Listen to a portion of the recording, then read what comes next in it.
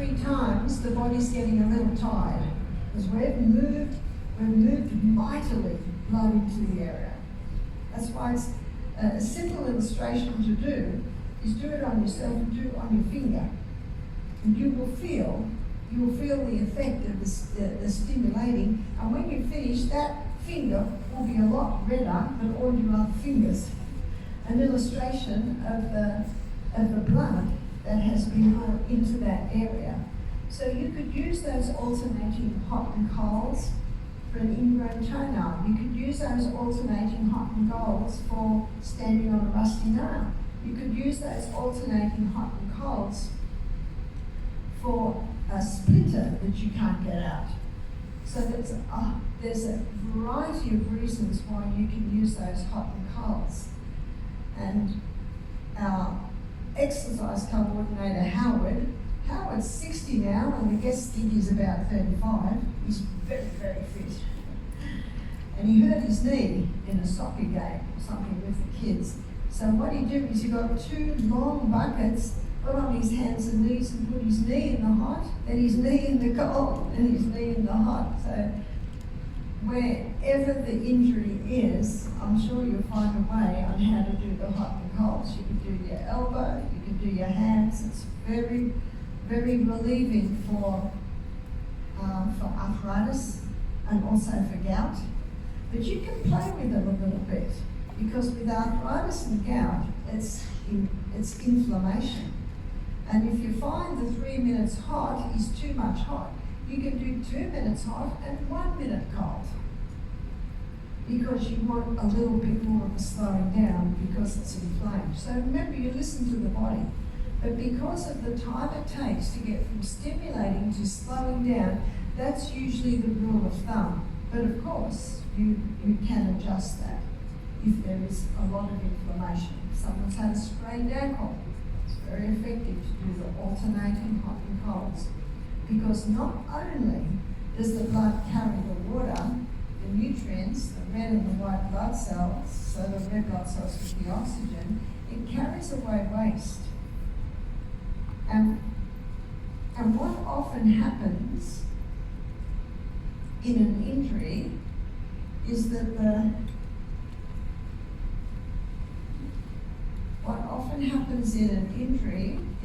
the pool tends to sit or pool in the area.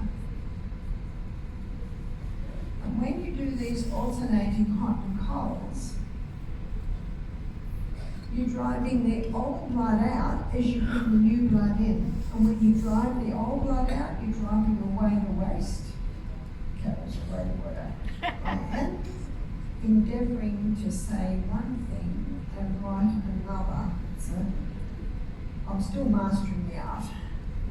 Waste carries away waste.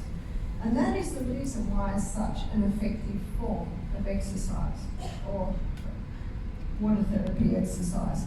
So I was in the interior, right up in the hills of Papua New Guinea a few years ago, and my host was taking me around. He took me to some little villages that did not have electricity, and they didn't officially have running water, but this little village had a spring, and they'd accessed the spring. So in the village there was a pipe coming out that had water just coming out of it all the time and ran down the hill. And they were very primitive little huts, but there was a little kitchen area that had a fire there, bricks around it, and had some benches there. And as we were talking, crowds came to look at this white lady, and I saw a man, and he had his hand like this, and he had it bandaged up. And I could tell by just looking at him, he's like this, I could tell he was in a lot of pain. And I can't walk away from that. I said, what's the matter with his hand? And they said, well, it was a hunting accident and the knife went into his hand and almost out the other side. I said, can I have a look at it? So they agreed, and when I looked at it, it was all swollen and the wound had sealed. Now when you got a deep wound, you've got to keep that open so that it'll heal from the inside out. Yeah. So what am I going to do? There's no fridges. There's Gotta no open it up. ice. So I quickly looked around. As you know the saying, necessity is the mother of invention. I looked around, I saw a couple of tubs that I think they wash dishes in. So I said, can we get 2 buckets there, 2 tubs? And I saw a kettle on the fire, so I knew I could get hot water, and I got them to fill up the cold from the spring, Yeah. pipe coming out of the ground, because I knew it would be cold coming out of the ground. And so I asked him if I could help, and he nodded. Still, I could tell he was in a lot of pain. This was very swollen. So I put his hand in the hot, and I made it not too hot, because Yeah. I knew it would be very tender. Yeah. And I put it down slowly with my hand underneath it. And I saw him wince when he went in, and I raised my eyebrows, and he nodded, so I knew he could handle that. And I put it in for how long? 3 minutes. And then I took it out and put it in the cold.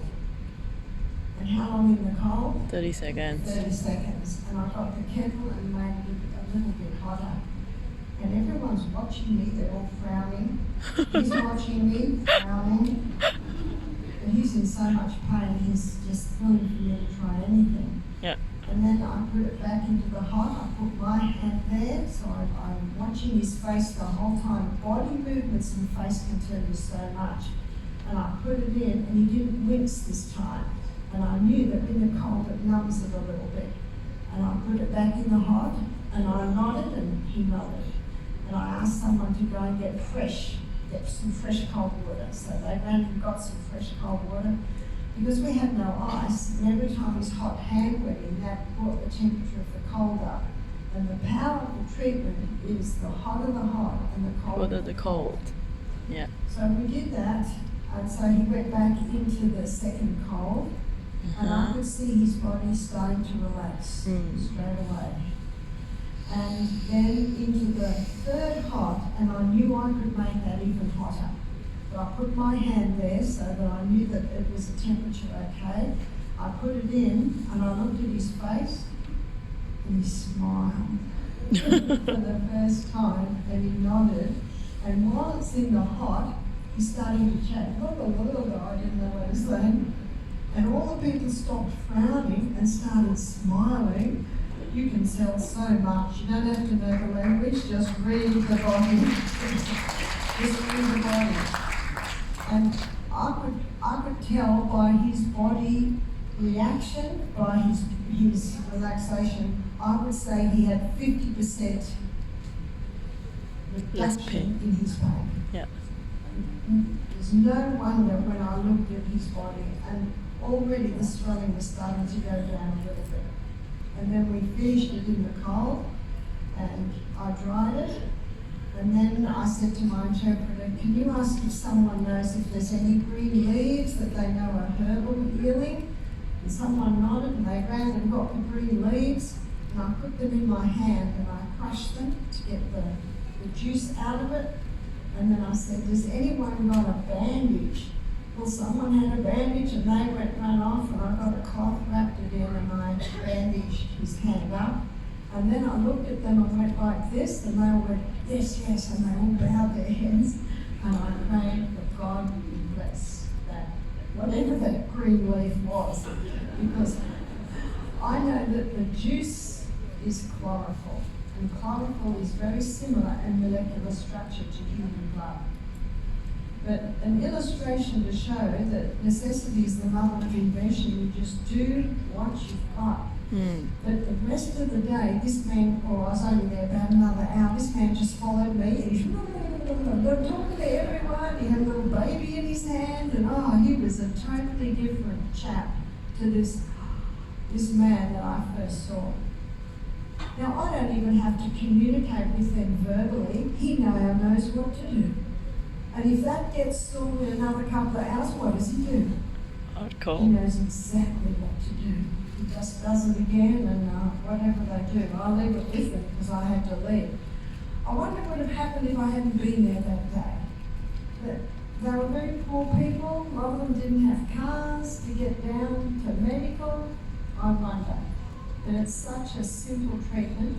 And these are treatments that I learnt up in the rainforest because we were a long way to town. But you know, today I'm thankful to God that I was a long way from town because I learned these simple natural treatments that I found to be incredibly effective. Now, it was probably about 8 years ago doing the simple water treatments. And I did that twice a day. I was travelling, I was giving lectures all through Australia, and I had 2 buckets in the back of my car. Every hotel you go to, they got a freezer with ice, because people like something on the rocks. And there's usually always a kettle, because people like their hot drinks. So I did it at least once a day, sometimes twice a day. It took about 6 weeks, but after 6 weeks I had absolutely no pain at all. Now we had a lady attend our program and she came in limping like this. I said, what's the matter with your foot? She said, plantar fasciitis. She said, I've had it for 18 months. So a year and a half she's been limping. She said a couple of times the doctor put a cortisone injection in and that helped for a little while, but she's still limping. So we set up the hot and colds, and what we usually do with our guests, we set them up, we have a clock there, we have the kettle there so they can handle it themselves. Always start with the hot, always end with the cold. And within 48 hours, she was walking normally. And that was after, I think it was 5 hot and cold treatments. So the first night she came, and then the next morning, next night, next morning, next night, she was walking normally. Now she's not better, it's still a little tender, but she now knows what to do.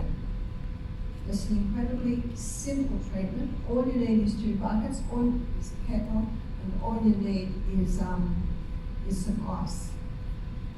So you can do it to your feet, you can do it to your elbows, your knees. What about your hips? Yes, it's called sitz baths. So what's sitz baths? Sitz baths, sitz is German for sit. So you need 2 much bigger buckets that you can sit in, and the person sits in the hot. How long are they in the hot for? 3 minutes. 3 minutes, and they're very happy in the hot because it feels very nice. And then they sit in the cold. No like. And ideally, the water comes probably up to the bottom of the ribs and mid-thighs. And then they're in the cold for how long? 30 seconds. 30 seconds. And they're having a little bit of a shock there because it's very cold. And that's done 3 times. So why would one do that? They do it for any problems in the abdominal area. So it's very good for constipation. It's very good for irritable bowel. Very good for hemorrhoids. So then we go to urinary. So it's very good treatment if someone has incontinence. So going from the hot to the cold to the hot brings the blood to the area, which really wakes up the nerves that feed those muscles. A man could do it if he had prostate problems. A lady could do it if she had cysts in the ovaries, fibroids in the uterus. So whether it be urinary, whether it be reproductive, or whether it be the colon, this hot and cold treatment is very effective. So we had a young man, he was only 15, come to our program, and he had 2 major problems. Sometimes diarrhea, sometimes constipation, and whenever he had diarrhea, he'd have leakage. So you can imagine how embarrassing that is for a 15-year-old boy to not be able to hold himself. Now that told me, number 1, something very well dressed, and she said to me privately, there's a flap of skin near my anus. She said, I'm thinking of having it cut out. And I said, well, is it causing you problems? She said, no, I just don't want it there. I said, well, if I were you, I wouldn't touch it. It's a very, very sensitive area. 1 month later, her husband rang me. He said she had the operation.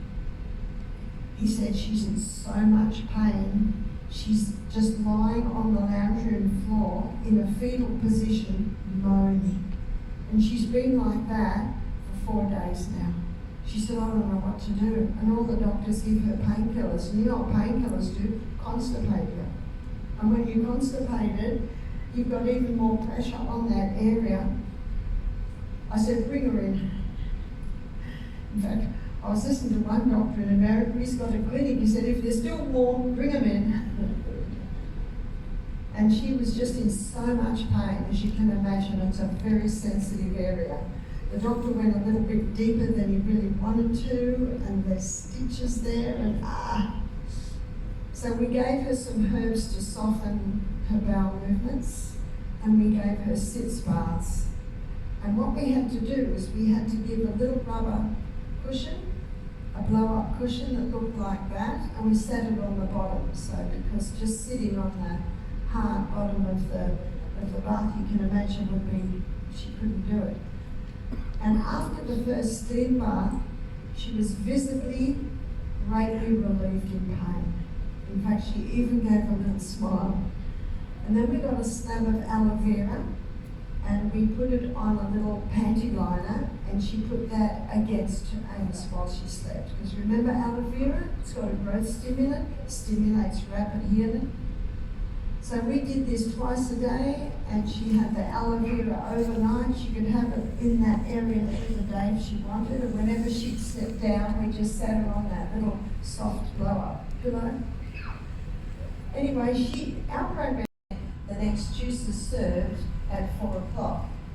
Sometimes we add a little less carrot, add more apples, sometimes we'll add beetroot, sometimes we'll add greens. That's a variation on that theme. So at 8 o'clock Monday morning, juice is served. Now, there's not enough glucose in this juice to maintain all body functions. And so some of the fat cells are broken down. And as the fat cells are broken down, something else a little more sinister is being released. It's the fat-soluble toxins. And once again, it's in the bloodstream. And once again, it goes to the liver. And the liver sees it and it says, not this nasty guy again. And it's just about to say, wrap it up in fat and store it. And then it says, hang on, they're at the health retreat. They're receiving the nutrients necessary to break the fat-soluble toxin down to a water-soluble state. And so now the liver puts that fat-soluble toxin through 3 phases, and that's what I want to explain to you now. Phase 1 of the liver detox begins probably, I think for some people it might even start on Sunday night because no solid food came. For some people it might begin 8 o'clock the next morning.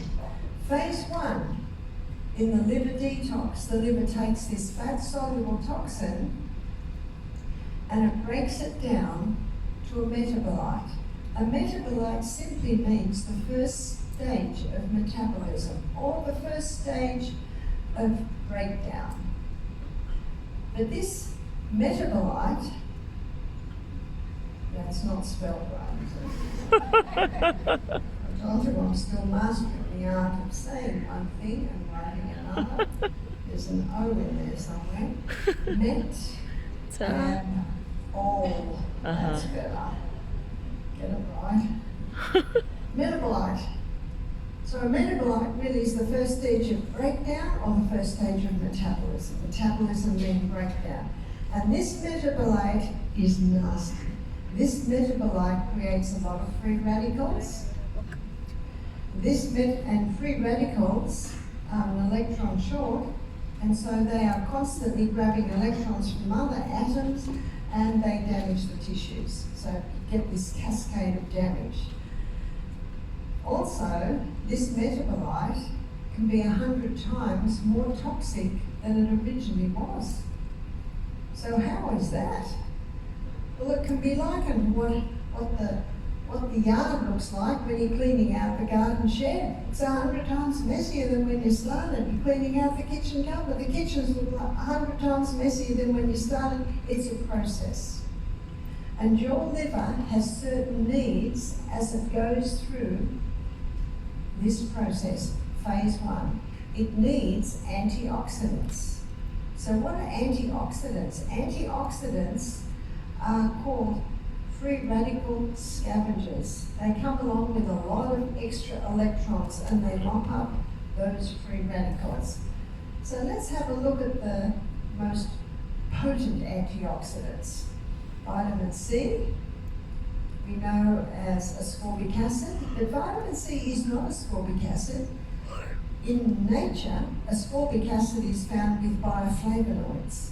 So when you buy ascorbic acid, when you buy vitamin C, make sure it's got bioflavonoids with the ascorbic acid. The other very famous antioxidant is vitamin E.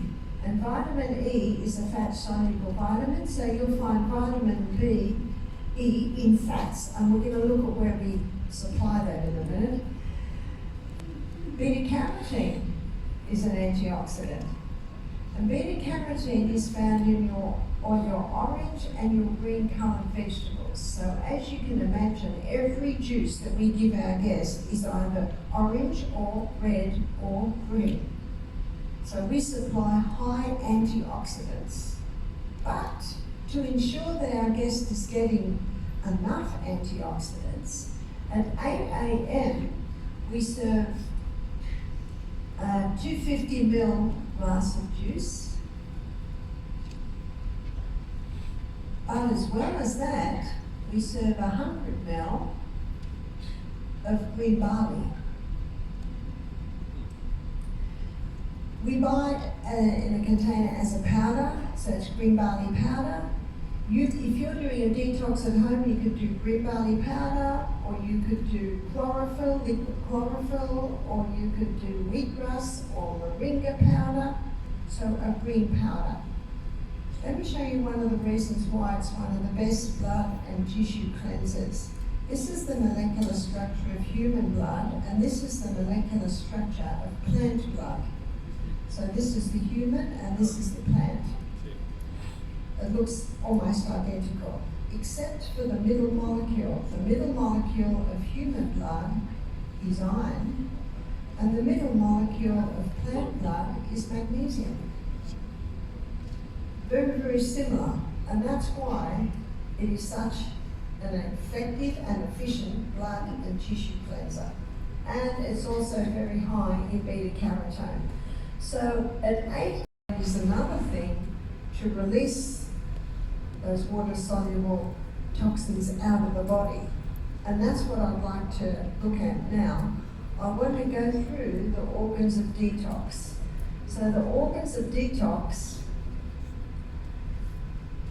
it's just important that the organs of detox are stimulated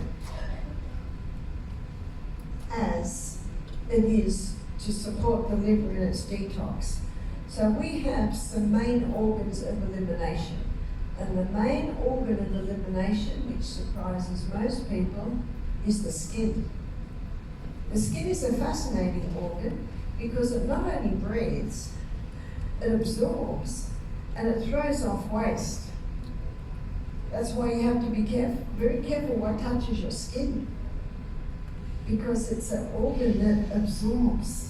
It also breathes, so make sure you've got natural fibre on your skin so that it can breathe, and make sure you've got natural fibre on your skin so it's only absorbing natural products, not chemicals. But your skin has certain needs as it goes through this detox to be able to effectively throw the waste off. The skin needs water. It needs water in and it needs water out. And as I have already described to you, at Misty Mountain Health Retreat, our guests have steam sauna every afternoon. We've got a steam sauna hut down by the creek, and it used to be wood-fired, but our staff are very thankful for the boss. That's not so much hard work now. Instead of chopping wood for a couple of hours, we just have to switch a button and the steam comes on. We've got a new steam bath, which is a lot bigger, which allows a lot more people to go into it. So our guests get hot from the steam, and then they dive into the pool. And when they're getting hot, they start perspiring big time. And as they perspire big time, then a lot of waste is coming out of their bodies. In fact, if the body's given the right conditions, up to 70% of body's waste can be eliminated out via the skin. That's quite phenomenal. And that's why we believe that a very important part of a detoxification program is the steam bath. Because if you're releasing a lot of waste out via your skin, it takes a strain off the outer organs. So water is needed in, I say to our guests, the only time you have trouble in that steam bath is if you go into the steam bath dehydrated. And you can't hydrate your body just before the steam. You've got to start as soon as you wake up in the morning. So we encourage our guests to take water, have it on the bedside table, half a glass when they wake up, with a little bit of that Celtic salt. Go to the bathroom, have another glass. So little by little, they get dressed, pray, just ease it out. So our guests are woken up at 6, and at 6:15, they're served a warm lemon water. So if they have a glass of water in their room, and then come down and have their lemon water, and then from 6:30 to 7:30, there's an exercise program. So by the time they start their exercise program, they've actually had a quarter of their daily intake of water. They've had 2 glasses of water. We should be having 8 glasses over the day. And we say to our guests, if you have a glass of water between every juice, you will easily make up the water that you needed to cope with the big sweat every afternoon. So water is needed in and water is needed out. We encourage our guests to have at least 2 showers a day because the waste is coming off and needs to be washed away. The skin also needs to breathe. How can we stop our skin breathing? We can stop our skin breathing by putting chemicals on the skin. So we say, especially to the ladies, please read the labels in your moisturizers.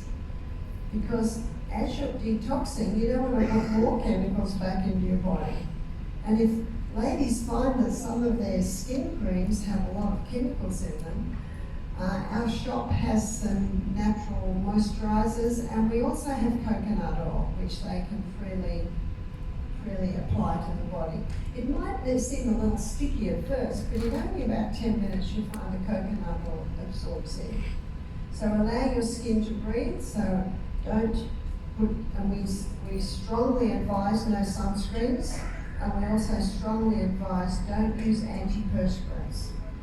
Now, if you feel that you have strong, makes cholesterol as the body demands it, and 80% of the cholesterol that liver makes is made from glucose.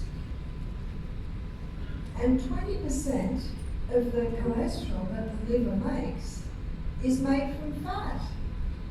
Now, this piece of information alone tells you it's not the butter on the bread, it's the bread under the butter. You see, Dr. Robert Atkins, who's a very famous doctor in about the 1980s, he put forward a book that gets your carbohydrates down and eat lots of fibre, protein and fats, and stop the carbohydrates. And he did it for weight loss, and he certainly got results. Because what starts to happen is the fat stores start to get broken down, as we saw in the liver lecture on detox yesterday.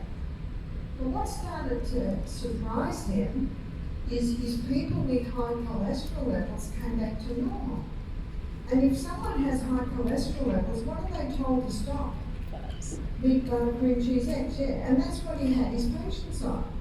And this really, really surprised him. So I'm going to show you about cholesterol. So there are 2 main types of cholesterol. There's high density lipoprotein, and it's called the good guy.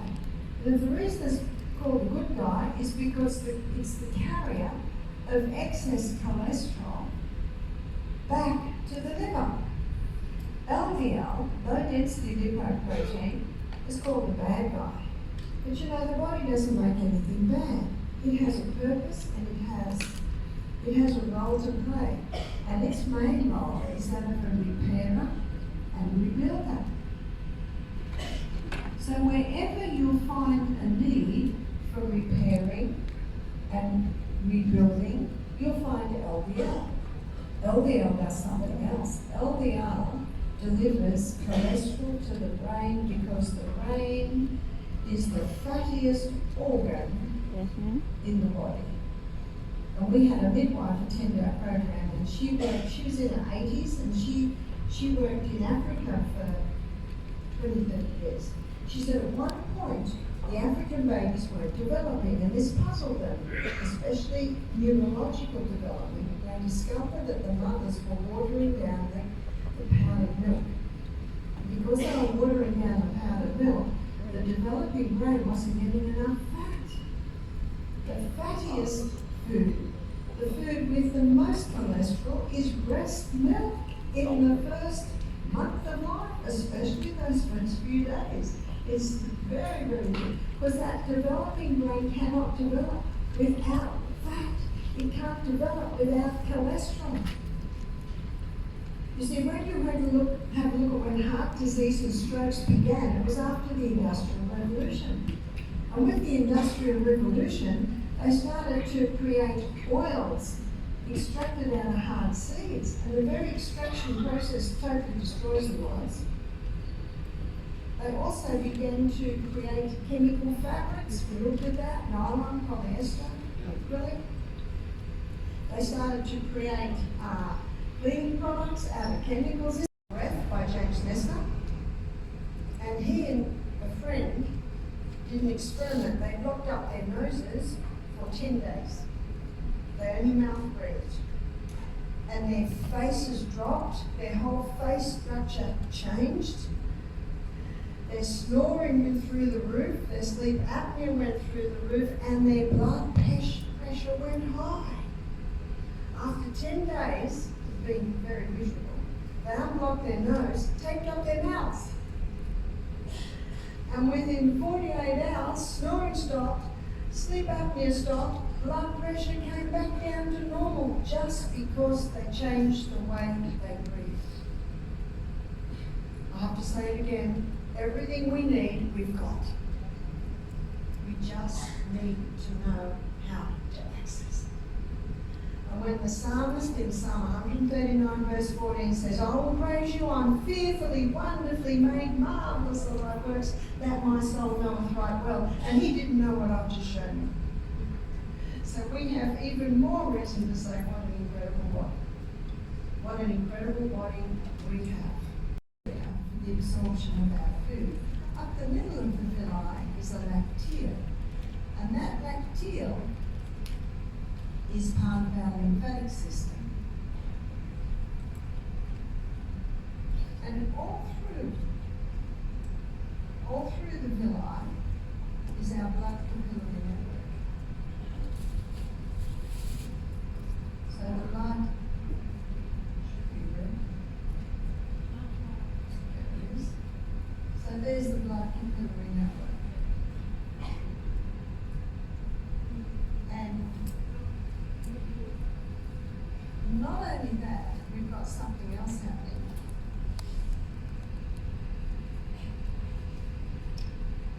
And that is the covering. So the covering of the villi is a thick turf wall. And this thick turf wall is made up of Lactobacillus acidophilus vividus bacteria. And when you've got the little villi, you've got this also covering over like that. So the role that these microorganisms play is a vital role in the absorption of nutrients out of our gut and into the blood. So you could say we've come to the grand finale of digestion. These microbiome, this microflora, healthy bacteria, friendly bacteria, it's often called, is responsible for the final breakdown of our food. But we just had a look at all these enzymes are breaking down our food. That is true. But the microorganisms, they do something else. They cause a release of certain nutrients. One is your vitamin Bs, another is glutathione. And glutathione is probably considered to be one of the most powerful antioxidants. And glutathione is released by our gut flora. Also, melatonin. Melatonin is a hormone that's used in the nighttime. It's called our fix and rejuvenate nighttime hormone. And it's also released by our flora, our friendly flora in our gastrointestinal tract. This flora, this gut flora, is also responsible for the absorption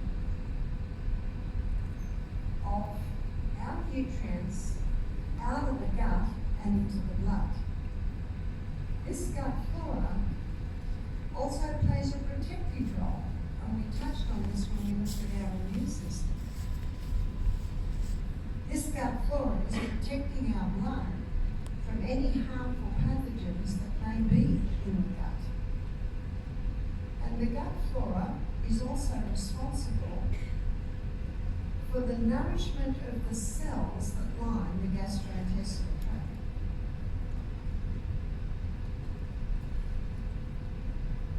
So how important is this gut flora?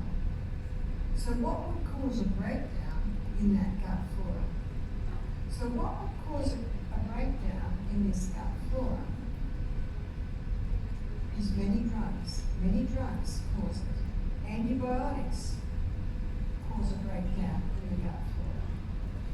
Your statin drugs.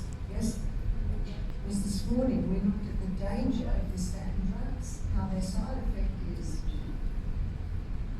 not only memory loss, not only muscle wasting, not only Alzheimer's, dementia, and breast cancer, but another danger of the statin drugs is the breakdown of our gut flora. What also can cause a breakdown is long-term painkillers. In our last lecture, we looked at the wonders of cayenne pepper as a painkiller. Also, high doses of refined sugar feeds the yeast that live in our gastrointestinal tract, and when the yeast get out of control, they haven't got the balance that the Lactobacillus acidophilus and bifidus bacterium keep them under control. So that's another one. So as you can see, many people today are suffering because of a compromised gut flora. So how can we once again build up that gut flora? One way we can build up the gut flora is by taking probiotic foods. So what would be probiotic foods? So probiotic foods would be the cultured foods. So kimchi, sauerkraut, miso, kefir, yogurts. These are all cultured foods that contain the Lactobacillus acidophilus. And when I look at different countries, I find traditionally every country had a cultured food, some sort of cultured food. And what the cultured foods have five. You can have 7 different types of grapes, and every different type of grape will feed a different probiotic. So the variety is very important.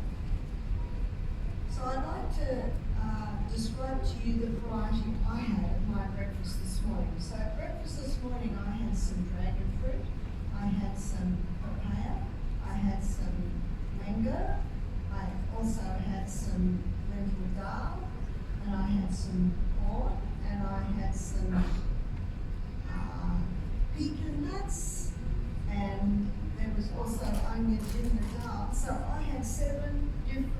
types of fibre at my breakfast. So count your fibres. You should have at least 7 per meal. And if you've eaten your meal and you realise you've only got to 5, then maybe you can have some walnuts and some pecans, and then you get up to your 7. The more different types of fibre we eat, the more they will feed our probiotics, and that will ensure that we have a good microbiome in our gastrointestinal tract.